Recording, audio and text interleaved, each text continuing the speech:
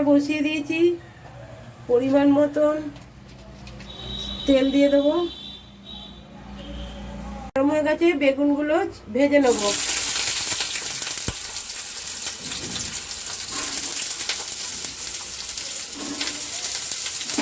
একটু হলুদ দিয়ে দিলাম,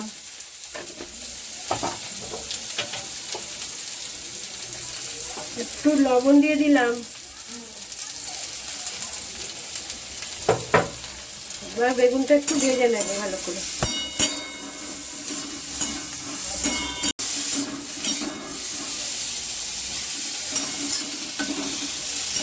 তুলে নিচ্ছি।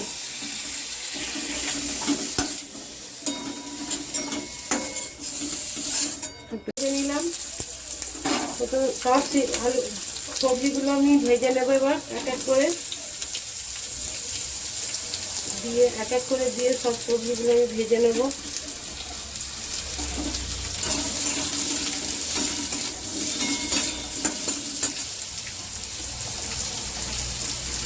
মূলোটা দিয়ে দিলাম,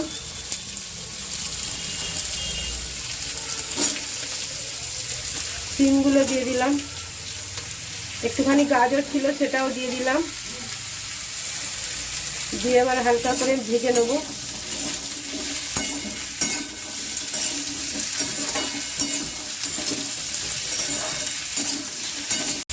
সবজিগুলো আমার ভাজা হয়ে গেছে, এবার একটু নাবিয়ে রাখবো।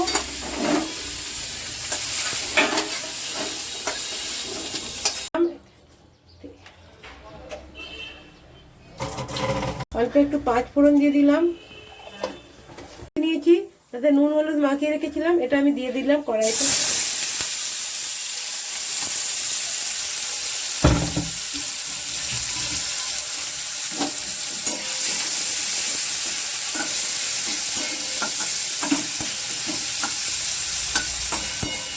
দিয়ে দিলাম ঝিরি ঝিরি করে কেটে, এটা ফোড়নে দিয়ে দিলাম। চিংড়ি মাছের সঙ্গে ভেজে নেব পেঁয়াজগুলো।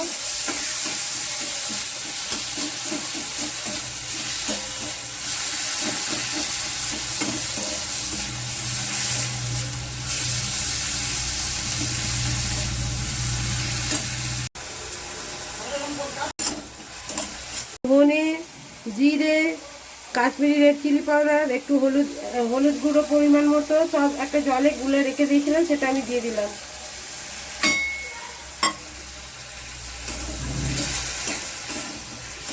একটা টমেটোকে গ্রেট করে রেখেছিলাম, সেটা দিয়ে দিলাম।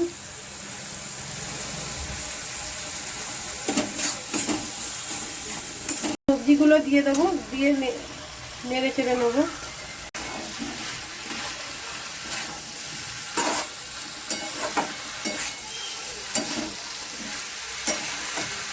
সবজি আপনারা তো অনেকগুলোই অনেক রকমভাবে খেয়েছেন, একবার এরকমভাবে করে খাবেন। আমার তো এই সবজিটা খুবই ভালো লাগে। আমি এইভাবে চিড়ে নিয়েছি, কেটে নিয়েছি ছোটো ছোটো করে, দিয়ে দিলাম। আমার সবজিটা ভালো করে কষানো হয়ে গেছে, এবার আমি জল দিয়ে দেব। পরিমাণ মতো জল দিয়ে দিলাম। এখানে আমার মূলোটা, আলু, সিম, গাজর ভালোভাবে সেদ্ধ হওয়ার জন্য জলটা দিলাম পরিমাণ মতো। দিলাম ওপর দিয়ে এবার আমি ঢাকা চাপা দিয়ে সেদ্ধ করে।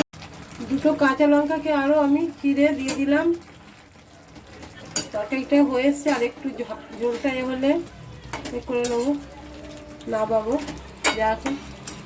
দেখুন আমার তরকারিটা হয়ে গেছে, কিছুটা ধনেপাতা কুচি ছড়িয়ে দিলাম।